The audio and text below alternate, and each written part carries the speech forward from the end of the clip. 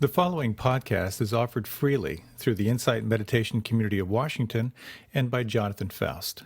To learn more or to make a donation to support this work, please go to www.jonathanfoust.com. I had a fantasy when I lived in college. I learned to meditate when I was 15. It was a very important part of my life and made a huge difference in my life. And my intention was to continue in college, but it was just very difficult being in that kind of unstructured, zoo-like atmosphere. And I had this fantasy of finding some community of meditators. But the other thing that I fantasized about was finding some way to move onto a farm. I grew up on a farm. I've always lived in the country, and living in town, it was too much for my nervous system.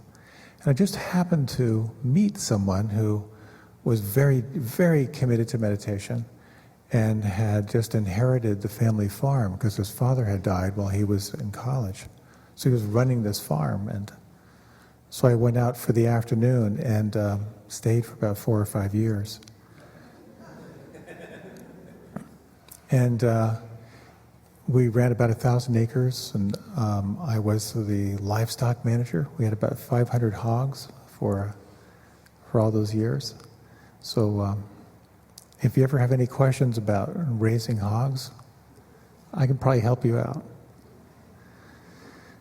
I had an experience once on the farm where we had one tractor, which is one of our more all-purpose tractors. So we would use it for planting, would use it for all kinds of things. But it usually had a big end loader on it, and I would clean out the barns with this end loader. And so we were putting the end loader back on the tractor.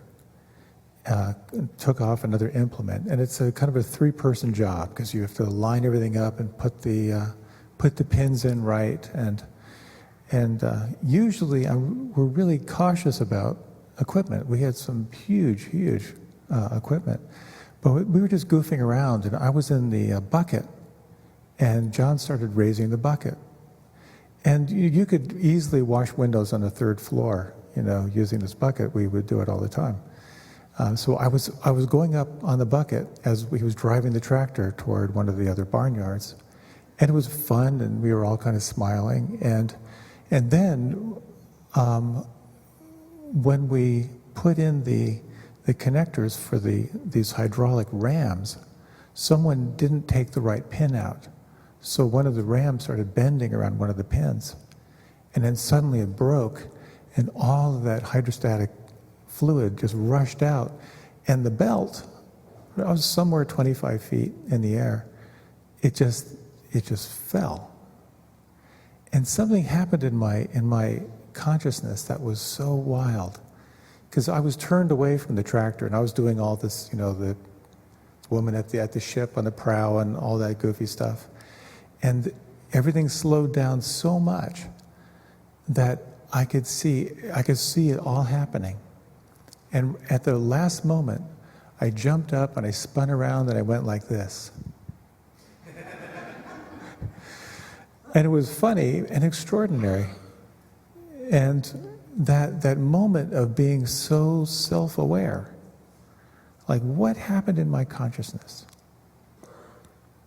And that leads a little bit to this exploration that I'd like to dive into on transforming your relationship to thoughts.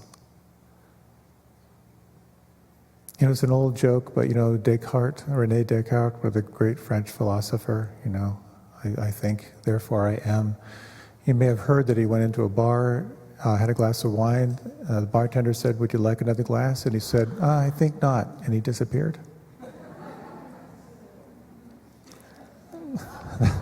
That's an old joke, a really old joke. I apologize. That's another one I just had to get out. I wouldn't have felt well if I hadn't said that.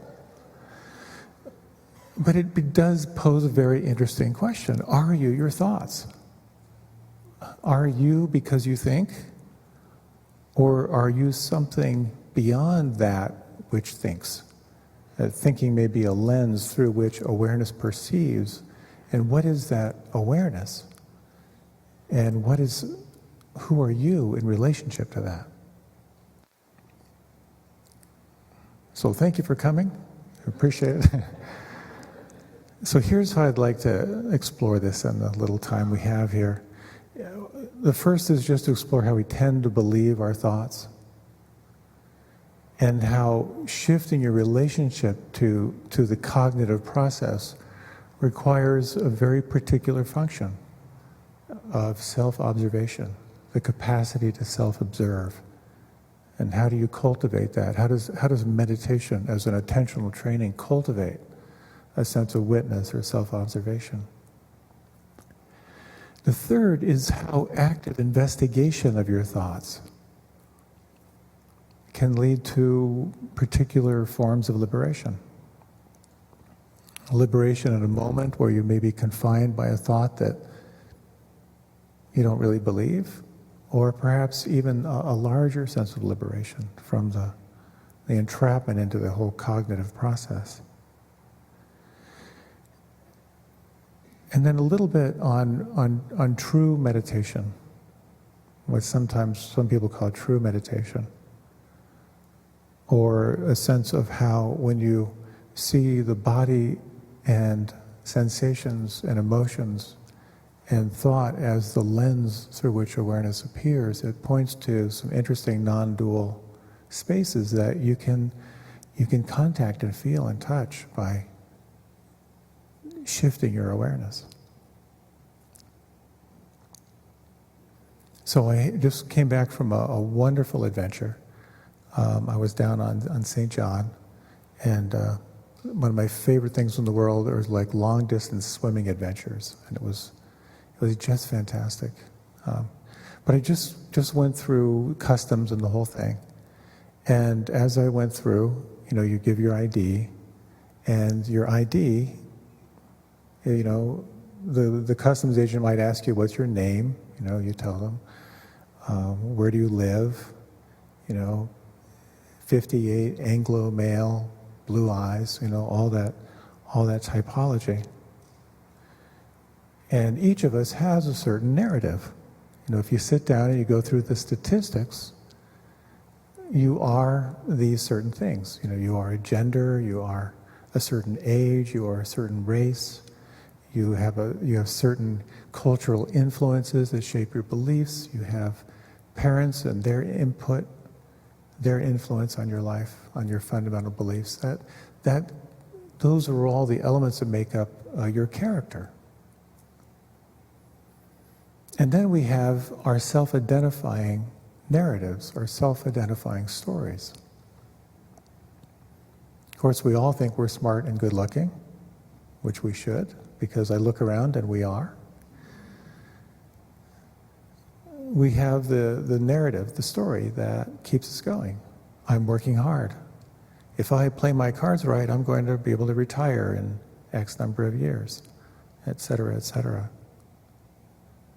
So can you get a sense of how much of your life is determined by the stories and the narrative and the beliefs that kind of hold it all together? One foundation of awareness that's sort of talked about in Buddhist psychology is this whole foundation of thought forms. It's the thoughts, the moods, the beliefs, which are just calcified thoughts. If you think the same thing again and again and again and again, it ossifies into a belief, something that seems solid. When we practice mindfulness, we're including this whole embodied experience. The first foundation being the energetic experience of being alive, the pure, raw energy.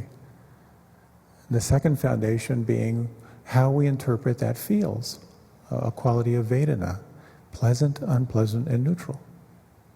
So as you go through your day, you're constantly responding to unpleasant, to pleasant and neutral energies, feelings, and sensations. We tend to think that we are just the thoughts, but from where do the thoughts come? An interesting way of looking at it, I find helpful, Fundamentally, there's raw, unfiltered energy. You experience it as pleasant, unpleasant, or neutral. You interpret it in the mind, and that results in a thought, a belief, a behavior. The behavior becomes a habit. The habit becomes your character, and the character becomes your destiny. When we simply bounce around in the realm of thought, as one of my teachers said, that trying to solve your problems with your mind is like trying to put out a fire with gasoline. It just doesn't help. Somehow you have to shift your relationship to what's arising. And one way to do that is to downshift into the felt sense experience. When you realize that you have anger, but when you look into the felt sense and you really feel it, you actually feel the anger actually has a quality of fear to it. And you might bring some awareness, a little bit of empathy to that, feel that shift. And you might realize that part of the anger is a deep sense of disappointment that your body is holding. Or a deep sense of sadness may be connected. Anger is a very interesting one to look at because there are all these subsets. There's always an unmet need, and in the unmet need there is disappointment, sadness, hurt. As they are attended to with awareness and with compassion and empathy, they can shift, they can become freed up again. So one way to shift your relationship is to sink down into the felt embodied experience, the energy of it, to see how you're relating to it, how you're holding it, how you're trying to control it. And that mirrors as well how you're holding it in your awareness. To ask yourself, who is it that is experiencing this? That can create a pretty profound shift. Who is it that's angry right now? And again, you're shifting your relationship by changing the frame a little bit. So in these foundations of awareness of energy, this felt sense, all the different thought forms, the fourth foundation of awareness is sort of a deep recognition of what are called the dhammas, or the eternal patterns. You see into the nature of reality as impermanent, and what you attach to results in suffering. When you release identification, there's freedom. You see into all those great Buddhist lists. Those are all in the category of sort of the fourth foundation. So when we identify with the mind, when we over-identify with the mind, it's like being run by a drunken monkey, because the mind is just lurching all over the place.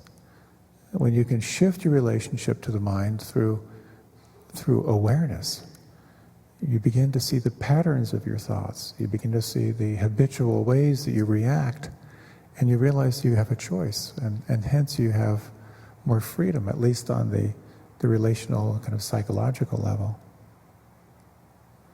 But we get identified with our thoughts. How many people on the planet are there right now who would, without hesitation, kill another person because they believe something different than them?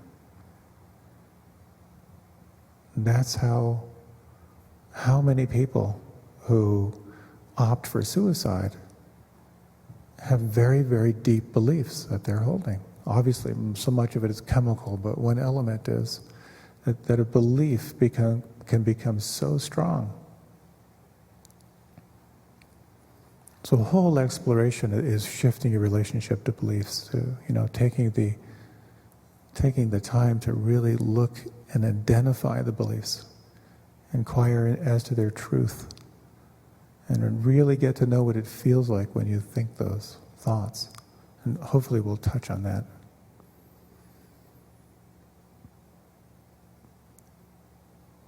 So the sense of the witness that I sort of felt in the tractor accident reminded me of another story of a friend of my brother's who loved motorcycles and loved riding them fast. And he was zooming along the highway, and there was a chain collision, a number of cars. And the very last car was an MGB GT, if you know those, they're really, really low to the ground. And he hit it going about 50 miles an hour. And he hit it in such a way that his bike stopped, but he kept going. And he said he had the most amazing experience. He was flying like Superman over this entire car wreck, looking down. And he said, I had the conscious thought, this is really cool. And this is really going to hurt in about half a second.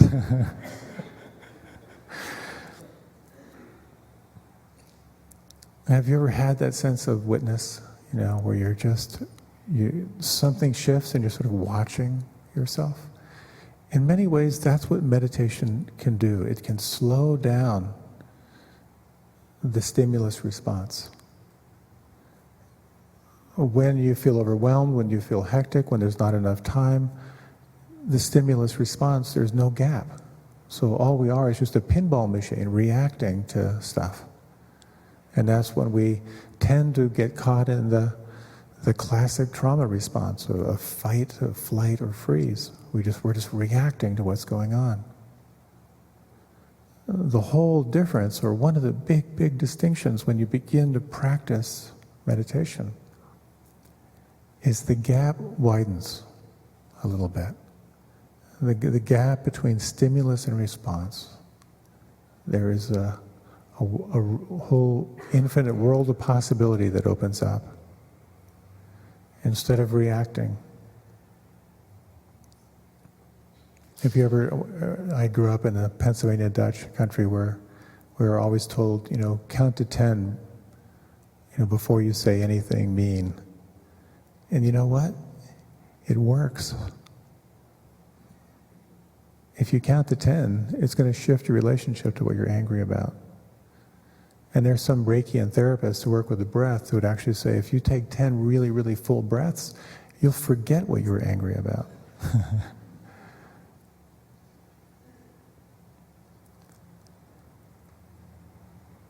So the description of who we are is not Homo sapiens. It's Homo sapiens sapiens. I didn't know this. That we have the capacity to be aware that we are aware, which is so trippy. So why don't we take just the time for a short meditation, just to reflect on this capacity of witness and self-observation. So you might like to close your eyes.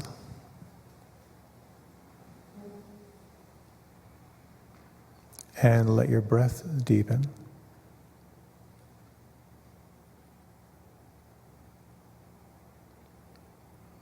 You might take a moment just to bring your attention to the direct, immediate sensations of here and now.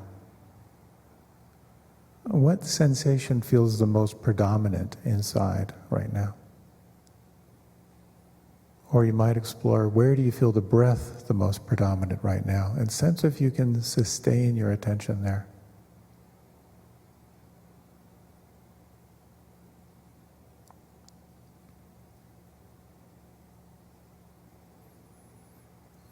One stream in your awareness is this realm of pure sensation.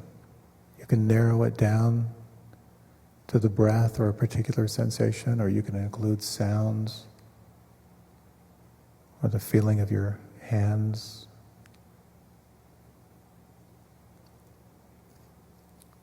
Another stream in our consciousness is a stream of thinking, the commentary, the narrative. The mind just making a comment on every little thing. Just take a few moments to identify that if you can.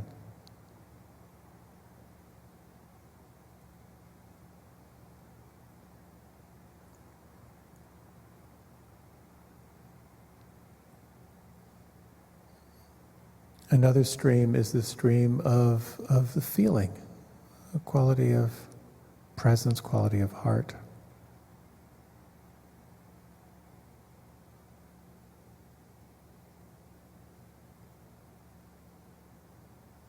And just sense in everything that is changing, can you locate anything that doesn't change?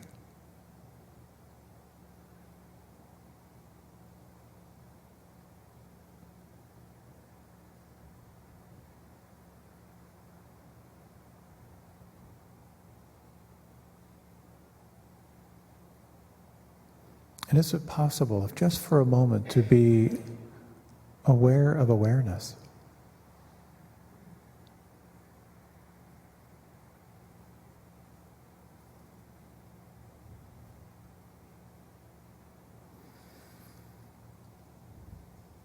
And then gently deepening the breath.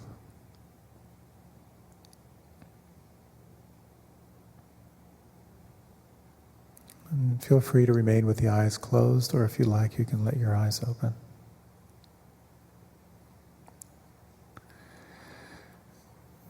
This capacity to be aware of awareness is quite extraordinary. And how do we open to that, even to that inquiry, is a fascinating question. The more you can develop this sense of self-observation without judgment,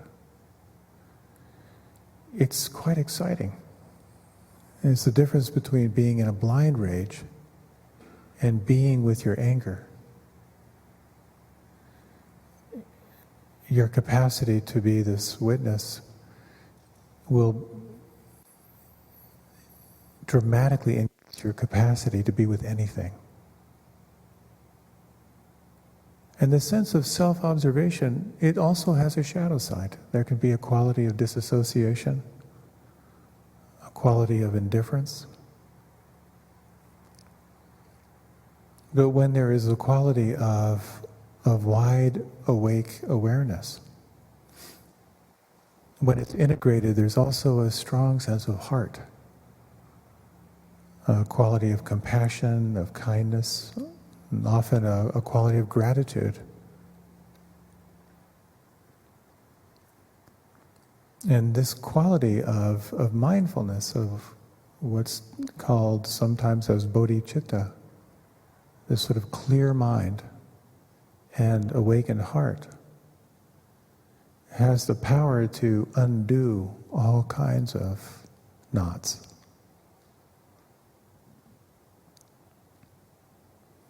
And so we tend to believe our thoughts as we go through the day.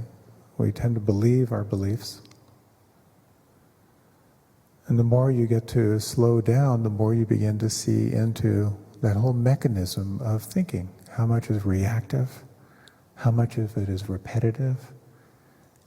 And there can be a quality of emerging freedom in that. It can also be quite confusing at times. When I was on this vacation, I read a fair bit. And I love reading, to have the time to read, to read a story and admire its structure and all of that stuff. And I had a dream one night that felt just like I was reading a book. But I was actually narrating my dream as if I was reading a book. And in the dream there was a snake inside our Jeep. And even though I knew that I was dreaming it, and that I was actually dreaming a story, I got terrified. And the whole dream became how to extract this gigantic snake out of the Jeep and so forth. And then I kind of woke up. And it was very disconcerting because I believed my dream. Have you ever woken up from a really good dream and gone, oh man? The difference between the dream state and the waking state is quite interesting.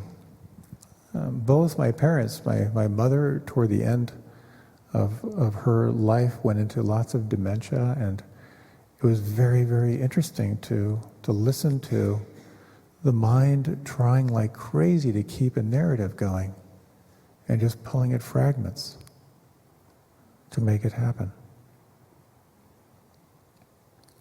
There's the classic story from Basho of of a monk who's crying in the garden and weeping.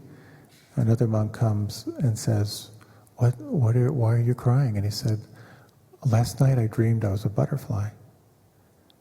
And his friend said, well, that's a dream. And he said, but how do I know that I'm not a butterfly dreaming I'm a man?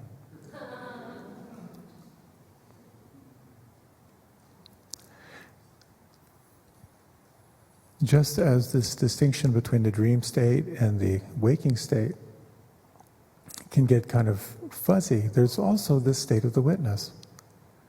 If you've ever had a dream that you're aware you're dreaming it, you're experiencing the brainwaves of delta.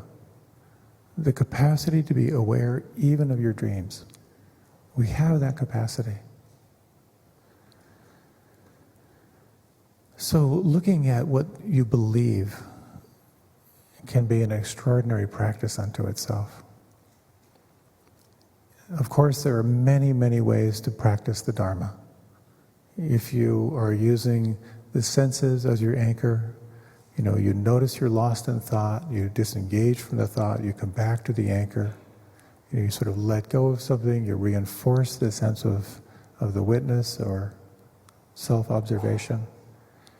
And there is this sort of a letting go process of thoughts and beliefs. Some of them are kind of self-liberating, and some of them are a little stickier. And there are times when you can turn your attention directly to a belief, and it can be quite powerful. And just as you would turn directly toward strong physical sensation if you feel pain, or you can turn your direction directly toward an emotion that's persistent. The acronym we refer to quite often is the acronym of RAIN. The R is to recognize or realize what's there. And sometimes just naming it can be quite powerful. There can be a quality of freeing or freeing yourself to access some of the witness. The A is to allow or to accept. And sometimes we can't. It's too much or it's not the right time. But sometimes we can explore what is it like to make room for this experience, to actually turn my attention toward it. The I part of the acronym is to investigate, to be intimate with the experience. And when you can bring your attention to that which is presenting, whether it be physical pain, strong, persistent emotional state, the mental state that may go with it, when you can make room for it, be intimate, be kind with it, oftentimes as you have tea with that demon or that energy, something will shift. You'll feel some felt shift in the body, some sense of identification begins to shift, and you begin to feel the N part of the acronym, the sense of non-identification, or kind of non-judging. You see it, you feel it intimately from that place of witness with compassion, and it releases. Maybe not all at once, but something lets go, either our story, our beliefs, maybe how your body is holding it might shift. So just when you can identify a strong belief, when you really experience yourself believing something, there are 4 questions, just to touch on them briefly, don't have a lot of time. But these 4 questions can be quite powerful. I was once working one-on-one with someone on a very, very strong issue. And in unraveling the story, we began to turn toward, well, what's the core belief? And this core belief was, I'm just not good enough. That was filtering down. It takes some rigor to get to the core belief, to really investigate. So that began the first question, which was, is it true? Is that belief that you're not good enough true? And his first response was, yeah, it sure looks that way. And it takes some rigor, so we continued the dialogue, and over time he saw, well, maybe not all the time. And that's all you need is the crack in the wall,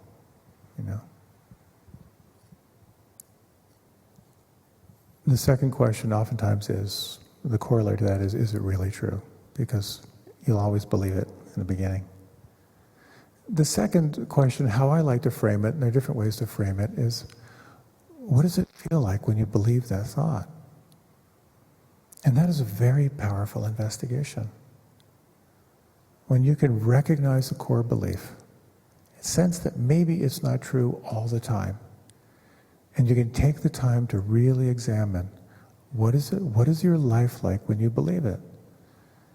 And I particularly find it very, very helpful to spend time in a somatic inquiry. Where do you feel that inside? How old is that? How far back does that go? Many people want to rush through that step because they want to get to the end, but you really have to take your time and realize that that belief lives in your nervous system. It lives in how your body holds it. And to bring attention to that requires, again, some rigor. To see clearly, to bring empathy, to bring kindness. And that leads to a very, very powerful question. And that question is, who are you without that belief?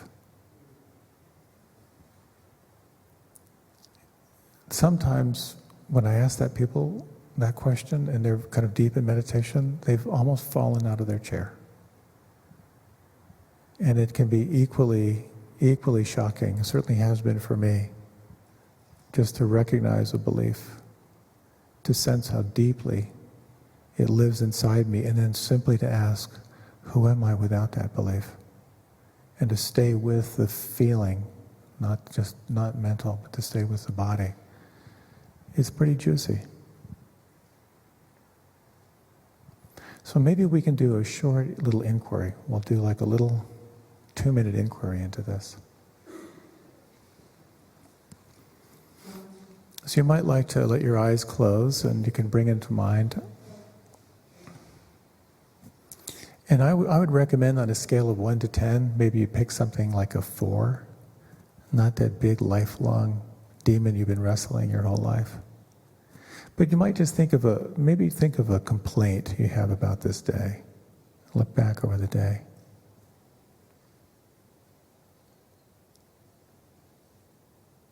Maybe some disappointment or a sense of feeling disconnected from someone.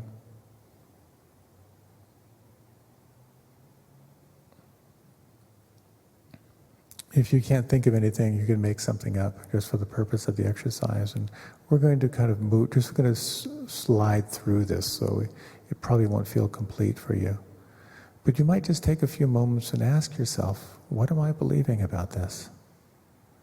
What story am I telling myself?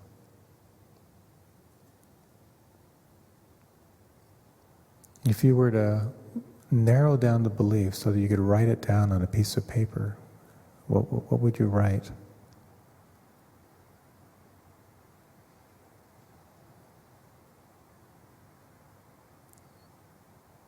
And if it's not really clear, that's okay. You just get a sense of how the process works. And you might ask yourself, when you think this thought, when you believe this belief, what does it feel like on the inside? What is it like when you believe this? You might just take a few breaths and take maybe a minute just to reflect on this belief and what it's like when you believe it.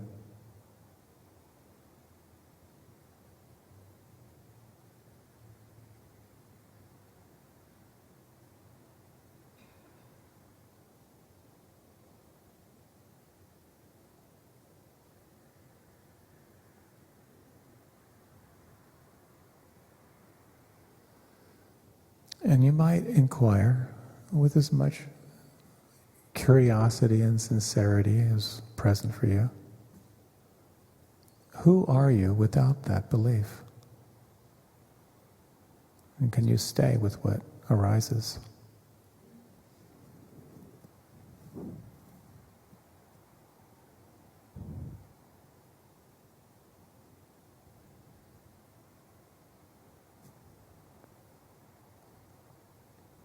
And you might just reflect back on anything you would want to remember or take with you from this experience, and let your breath deepen and just let this fall away.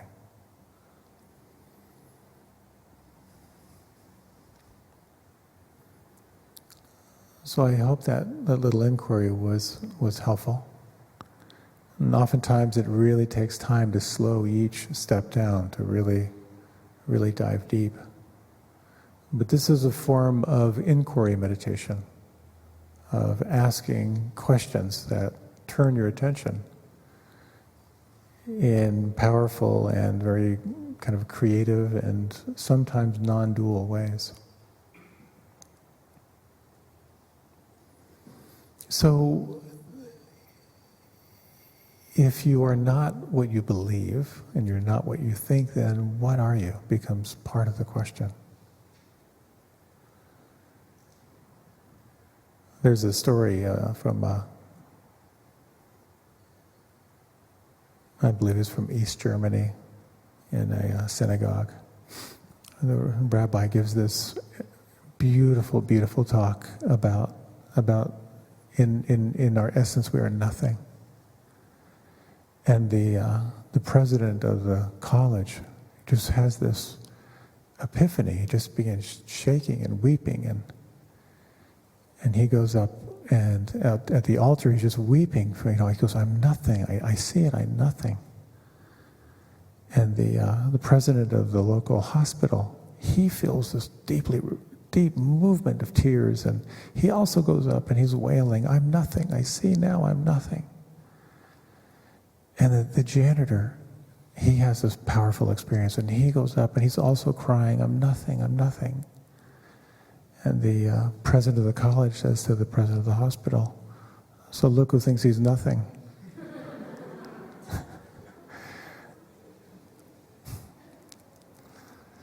To turn our attention toward who we are. It's tricky business. The Buddha said, he said this as a pointer. He said, "Nothing whatsoever is to be clung to as I or mine. Nothing whatsoever is to be clung to as I or mine." So if we apply that to our thoughts and to our beliefs, something sort of shifts. Just as there is a breathing process, a gastrointestinal process, there's also a thinking process going on. And there is something that is aware of this process as well. We have that capacity. So there's a very interesting little reflection that can begin to point the mind toward this state. If you'd like, you can close your eyes again. This will be just a few minutes before we close.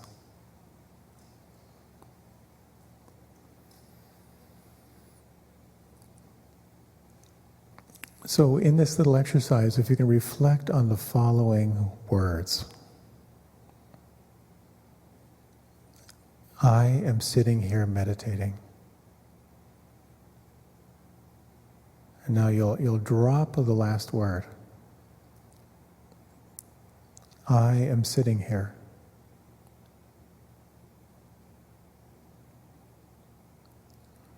And drop the last word. I am sitting.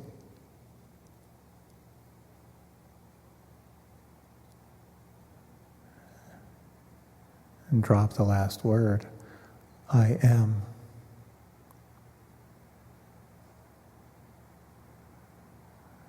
And drop the last word. I.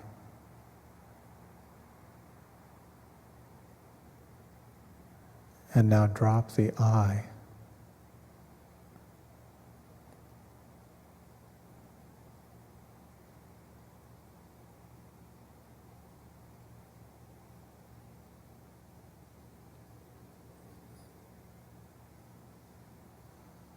When we turn our attention to who we are beyond thought and belief, It's sometimes best described by what it is not. Gandhi talked of non-violence, ahimsa. That this state that we find ourselves looking for and seeking desperately for is really the absence of a number of things. It's the absence of greed. It's the absence of hatred. And it's the absence of delusion. As the Tibetans say, it's closer than you can imagine. It's easier than you can imagine. And it's more wondrous than you can imagine. There's a story of two little fish who are swimming down a bay into the ocean. And a big fish is coming back in from the ocean. And the big fish says, "Nice water, boys." And one of the little fish says to the other one, "What the hell is water?"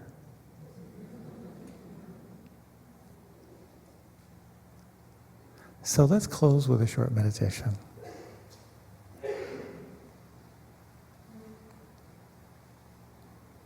And let your awareness come into the breath.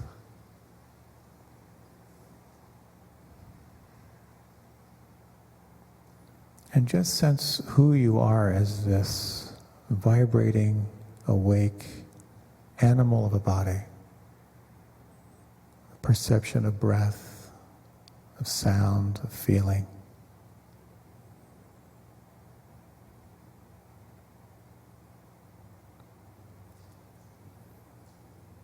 And just as you sense the physical body, you might imagine or feel the mental body.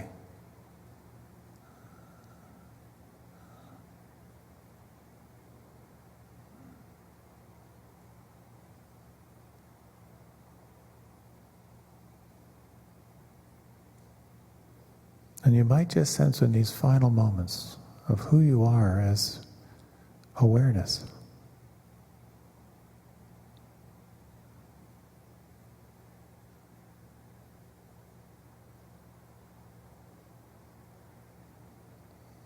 In the absence of greed, hatred, and delusion, there's also a quality you might think of as open. As a quality of awake.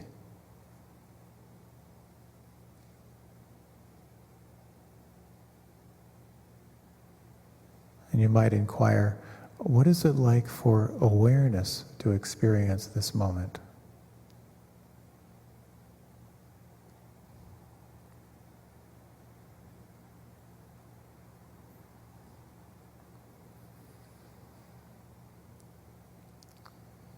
This quality of wakefulness cannot be forced. It can't be coerced. But you can pause. And let your awareness open to the aliveness of here and now.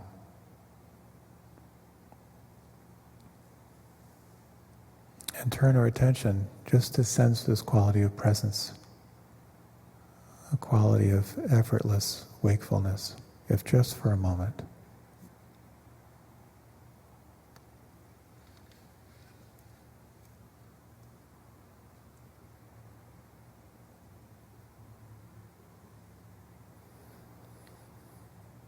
And then deepening your breath.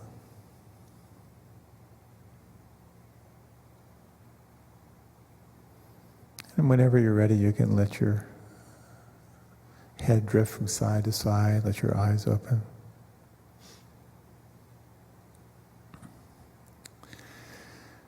Thank you for your kind listening tonight. May you and your awareness and beliefs have a wonderful evening together, and I'll see you next week. Thank you.